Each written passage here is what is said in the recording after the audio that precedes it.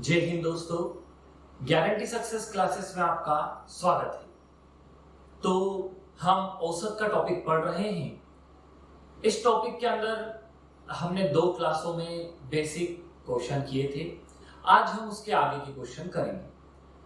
तो जैसे सबसे पहला क्वेश्चन है, सुनिएगा। एक बात का पहले ध्यान रखिएगा सवाल करने से पहले कि यदि औसत बढ़ता है तो वो सब में ही बढ़ता है, क्योंकि वो औसत बनता ही काय से है, वो सबसे ही बनता है। इसका मतलब क्या है कि जैसे मैंने आपको औसत का फॉर्मूला लिखवाया था कि पदों का योग बटे पदों की संख्या, ये मैंने आपको औसत का सूत्र लिखाया था, फॉर्मूला लिखाया था। इसका मतलब ये है कि औसत बनता है सारी संख्याओं से मिलकर औसत बनता है। तो ऐसे यदि औसत में एक की भी वृद्धि होगी, यदि औसत में एक की भी वृद्धि होगी, इसका मतलब है सब संख्याओं में थोड़ा थोड़ा बड़ा होगा, जब जाके टोटल संख्या बड़ी होगी। ठीक है। ऐसे ही यदि घटेगा, यदि औसत घट जाएगा, इसका मतलब हर संख्या में से थोड़ा थोड़ा थोड़ा भाग कट जाएगा या घट जाएगा। ऐसे ही हम एक सवाल करते हैं। जैसे सवाल है, एक नाव में 10 नाविक है। एक नाव में 10 नाविक है। एक 56 किलोग्राम भार वाले नाविक के जाने कितने 56 किलोग्राम भार वाले नाविक के जाने और नए नाविक के आ जाने पर औसत भार में 800 ग्राम की वृद्धि हो जाती है। ध्यान दीजिएगा, औसत में 800 ग्राम की वृद्धि हो जाती है। तो बताइए नए नाविक का भार कितना है? टोटल नाविक कितने थे? 10। अभी मैंने आपको बताया है औसत बढ़ेगा सब में बढ़ेगा और औसत घटेगा तो सब में ही घटेगा। ठीक है। तो सवाल देखिए, करते हैं हम इस सवाल को कि सवाल है टोटल 10 नाविक है। टोटल कितने नाविक है? 10 नाविक है। अब हमें ध्यान, सिर्फ मैं आपको ट्रिक से ही बताऊंगा सवाल कि 10 नाविक है, 56 किलोग्राम से तो कोई अभी मतलब नहीं है हमें, पर हर सब में बढ़ेगा कितना? 800 ग्राम की वृद्धि हो गई। तो यहीं से हम करेंगे कि हर 10 नाविक में 800 ग्राम की वृद्धि हो जाएगी। तो हमने गुणा कर दिया किसका?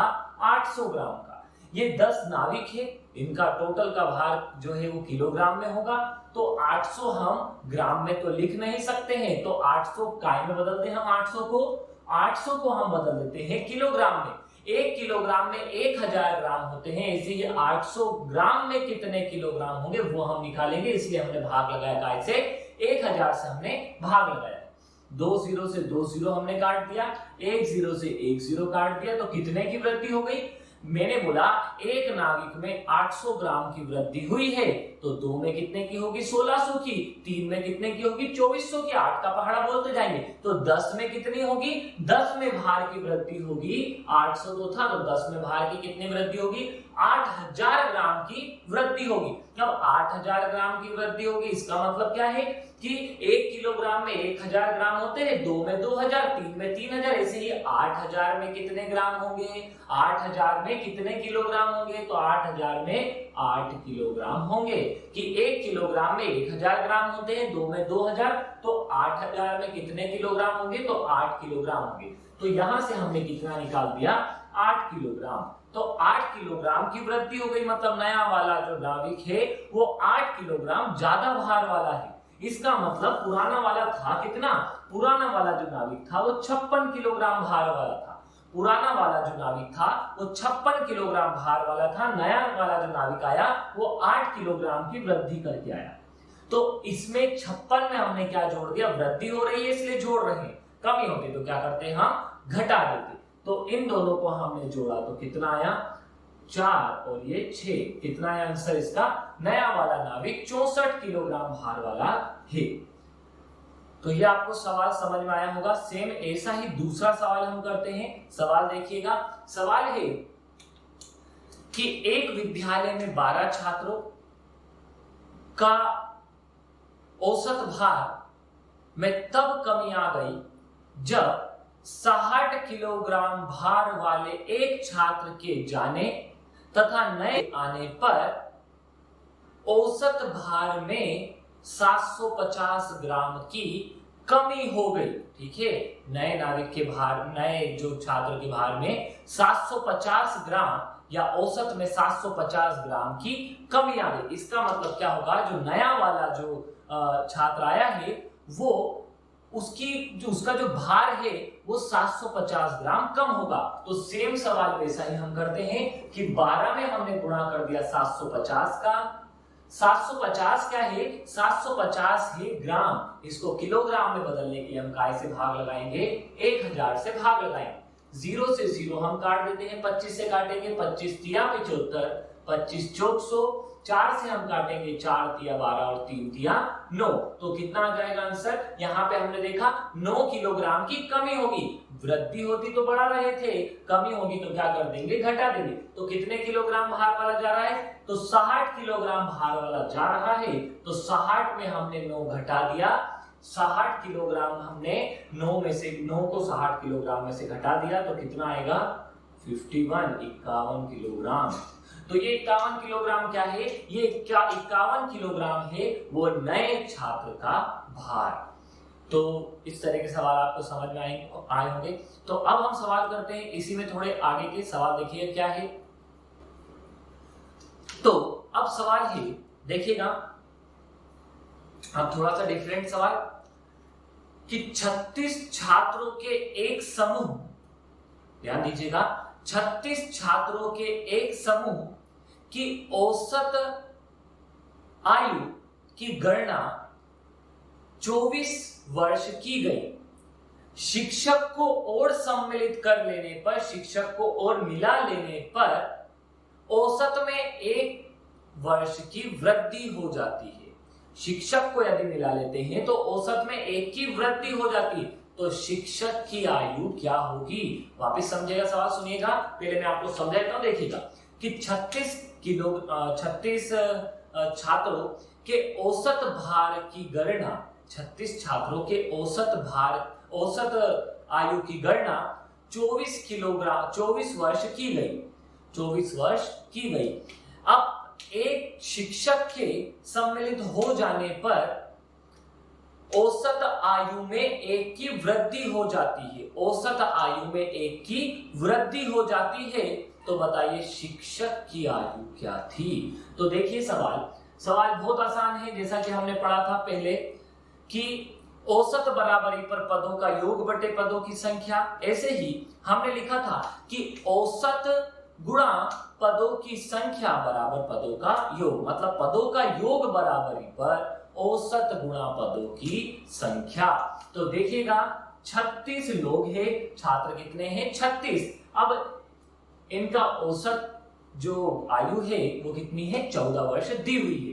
तो हमने 14 का गुणा 36 में कर लेते हैं कि 14 छन 84 का 4 हासिल का 8, 14 तिया 42, 42 और 8 50।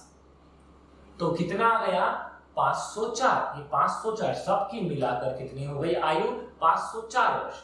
अब जब हमने शिक्षक को और मिला लिया तो शिक्षक व्यक्ति कितने हो जाएंगे, जो 36 थे वो कितने हो जाएंगे, 37 गुणा, और औसत में 1 की वृद्धि हो गई तो हमने 14 में 1 जोड़ दिया, कितना हुआ, 15। अब हम इन दोनों का गुणा कर देते, 15 सते 105 हासिल का 10, 15 तिया 45, 45 और 10 कितना होगा, 55।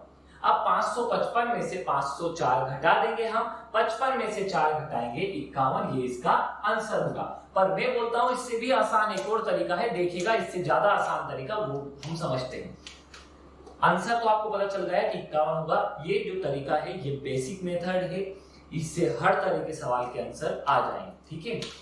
तो आसान तरीका देखिएगा, जब भी याद रखिएगा, जब भी 1 की वृद्धि हो, दोनों तरफ 1 की वृद्धि हो, यहां भी 1 की वृद्धि हो रही है, यहां भी 1 की वृद्धि हो रही है, तो करना क्या है, क्रॉस में जोड़ देना है कि 37 में 14 जोड़ो, 7 और 4 11 का 1 हासिल का 1, 3 और 1 4 और 1 5, तो कितना आ गया, 51। ऐसे ही इन दोनों को जोड़ो, 36 और 15 दोनों को जोड़ेंगे तो भी कितना आएगा, 51 वर्ष। आया होगा आपको समझ में। क्या किया, यदि 1 की वृद्धि हो, यदि 1 की वृद्धि हो तो हम डायरेक्ट सवाल कर सकते हैं, ठीक है। 2 वाले में 3 वाले में भी बहुत ट्रिक है करने की भी, पर मेरे हिसाब से गुणा ज्यादा आसान है, और यदि आप करना चाहें तो क्रॉस में आप कर सकते हैं। तो सेम एक और ऐसे ही सवाल देखिएगा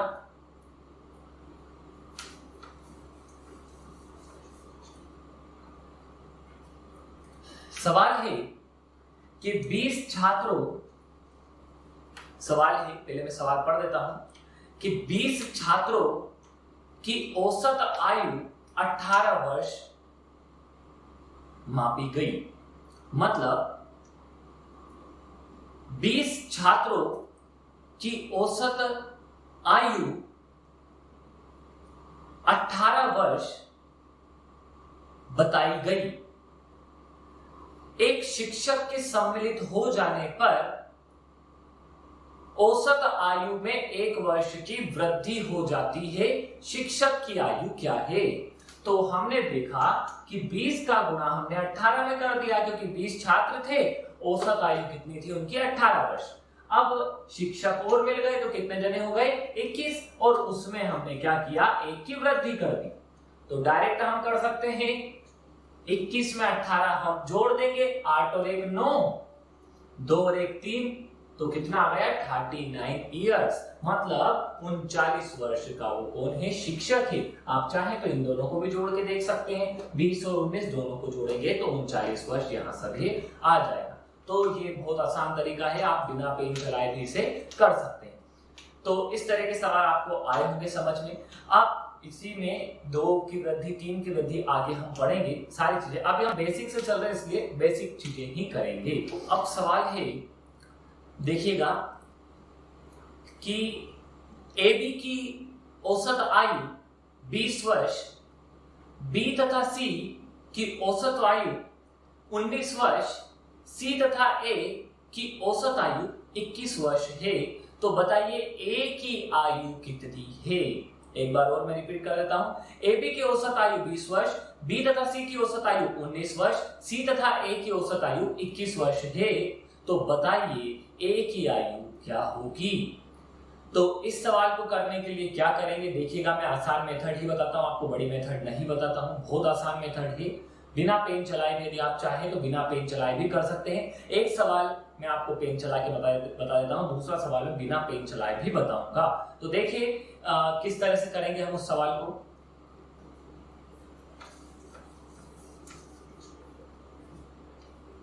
सवाल एक बार लिख देता हूं मैं यहाँ पे कि A प्लस B की औसत आयु कितनी है? 20 वर्ष। B प्लस C की औसत आयु कितनी है? 19 वर्ष। और C प्लस A की औसत आयु कितनी है? C प्लस A की औसत आयु 21 वर्ष है। तो हमने यहां पर देखा ये औसत है। औसत का मतलब क्या है कि ये एक व्यक्ति की, यदि B और C की, A और B की बात करें तो 20, मतलब A की 20 और B की भी 20, तो 20 और 20 कितनी होगी? 40। ऐसे B और C की बात करें तो एक व्यक्ति की है कितनी? 19। ऐसे दूसरे की भी कितनी होगी? 19। ऐसे हम बात करें C और A की, तो एक व्यक्ति C 21 का, तो A भी कितने का होगा? 21 का। बस इसी बात को समझ गए तो सब समझ गए। देखना है।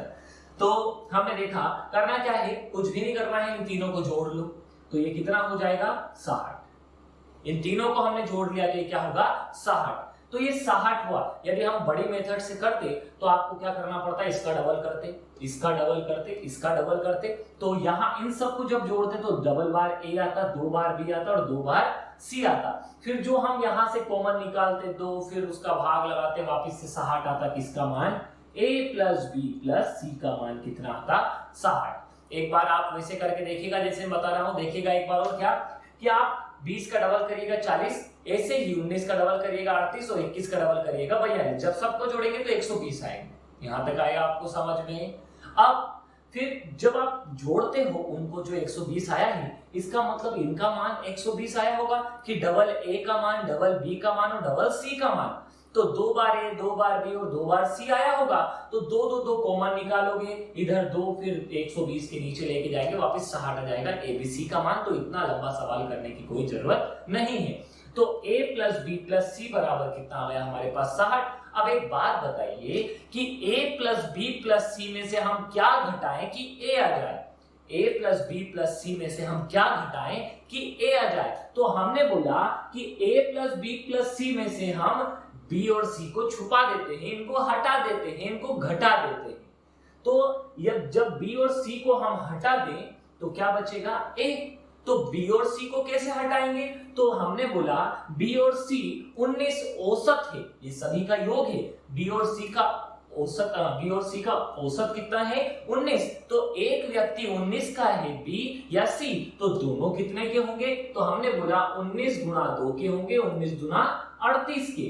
तो हमने 60 में से 38 घटा दिया, जब हमने b प्लस सी को घटा दिया तो किसका मान आया, a का मान आ जाएगा जो होगा 22। तो ये आपको समझ में आया होगा। अब इसी तरह का एक और सवाल करते हैं, देखिएगा सवाल लिखा हुआ है कि ए और बी की औसत आयु 30 वर्ष, ए प्लस बी बराबर 30 वर्ष, बी प्लस सी की औसत आयु 40 वर्ष, सी प्लस ए की औसत आयु 45 वर्ष। ये सवाल मान लीजिए दिया हुआ है।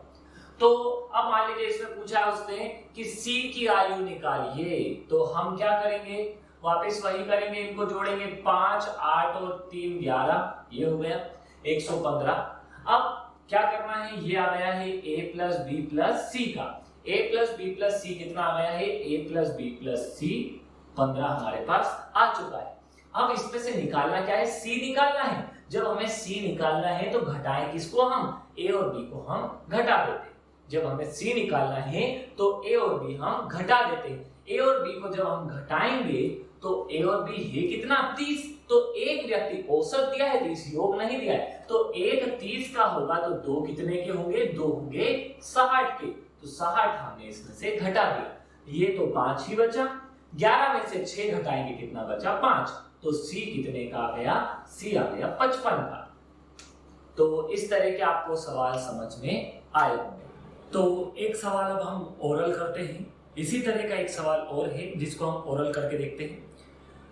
सवाल है, सुनिएगा सवाल, कि ए और बी की औसत आय 400, बी और सी की 600, सी और ए की 440, ए बी की 400, बी और सी की 600 और ए और सी की 440। तो क्या करना है, इसी तरह से जैसे हमने प्लस किया था हम प्लस कर देते हैं, 400 और 600 दोनों को प्लस करेंगे कितना होगा 1000, और ऊपर कितना गया 440, तो हमने इन सबको प्लस किया तो कितना आया 1440। यहां तक समझ में आया होगा, जैसे अभी हमने इसको प्लस किया था वैसे। अब 1440 हो गया है। अब आपको पता है कि a प्लस बी प्लस सी जो है 1440।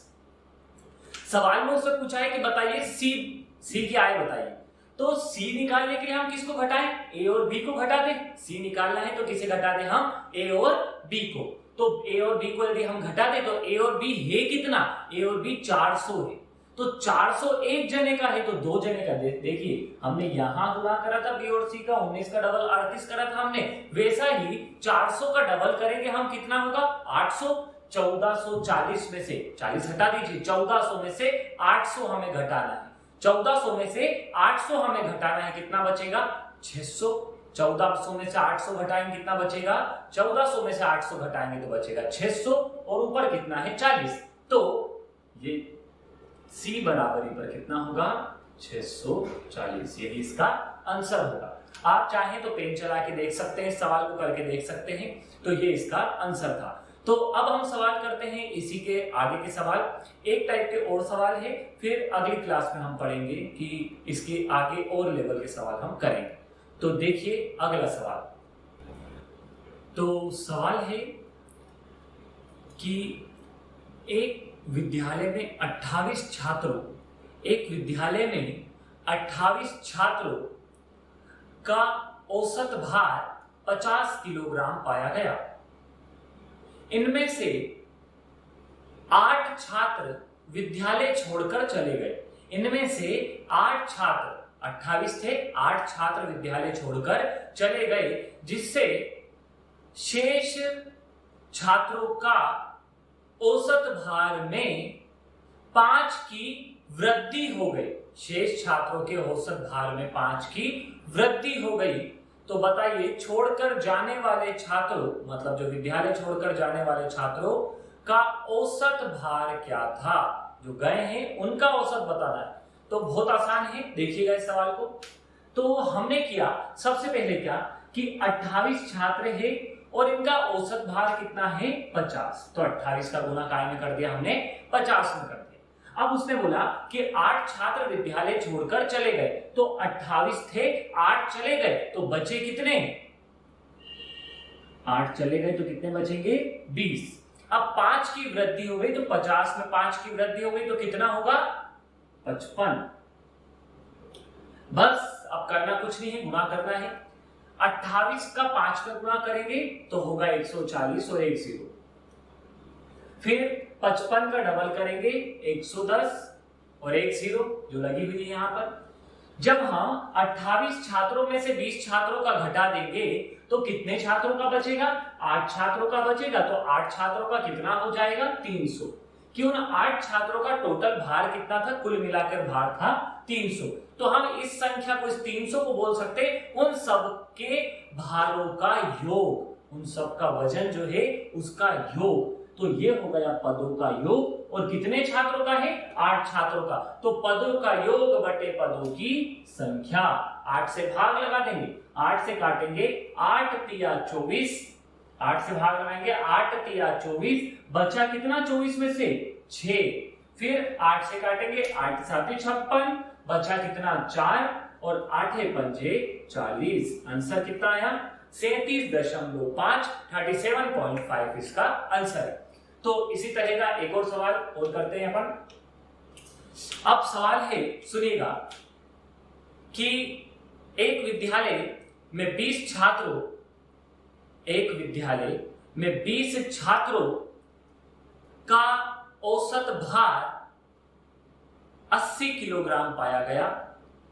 इसमें से 5 छात्र विद्यालय छोड़कर चले गए। इसमें से 5 छात्र विद्यालय छोड़कर चले गए, जिससे औसत भार में 5 की वृद्धि हो गई। जो 80 था वो 5 की वृद्धि हो गई। तो बताइए, छोड़कर जाने वाले छात्रों का औसत भार क्या था? तो सेम सवाल, इसी तरह का पूरा सवाल वैसा का वैसा ही है, देखिएगा। चलिए, तो क्या बोला है सवाल में? कितने छात्र उसने बोले हैं? 20 छात्र। 20 छात्रों का कितना है? 80। अब उसमें 5 छोड़कर चले गए, जिससे औसत में 5 की वृद्धि हो गई, तो कितना होगा? 85। बस गुणा कर दीजिए। आप गुणा करेंगे तो 8 दूना 16, डबल 0 0, कितना आ गया? 1600। अब 85 का 15 में हम गुणा कर देते हैं, तो 15 5 75 का 5 हासिल का 7, 15 8 120 और 7 127, 15 8 120 और 7 127। घटा देंगे हम इनमें से, घटाएंगे 100 में से 75 घटाया तो बचा 25। इधर एक 100 दे दिया हमने, मतलब एक इधर से दे दिया है हमने, तो बचा कितना? इधर बचा है 15, 15 में से 12 घटाएंगे 3 बचा, तो 325। ये 325 कितने छात्रों का है? 5 छात्रों का, क्योंकि 5 छात्र ही छोड़ के गए हैं। तो छोड़कर जाने वाले छात्रों का औसत भार क्या होगा? तो बस काट दीजिए, इसे काटेंगे, 5 6 30, बचा कितना? 2, 55 25, कितना आ गया? 65 वर्ष। 5 6 30, 2 बचा, 55 25, तो कितना आ गया? 65 ईयर। तो या ये जो भी आपको भार दिया था तो भार होगा, और वर्ष दिया है तो वर्ष होगा। ये किलोग्राम में, इसलिए हमने किलोग्राम लिख दिया। तो ये आपको समझ में आया होगा। इसके आगे के सवाल हम अगली क्लास में पढ़ेंगे। तो आज के लिए इतना है, धन्यवाद।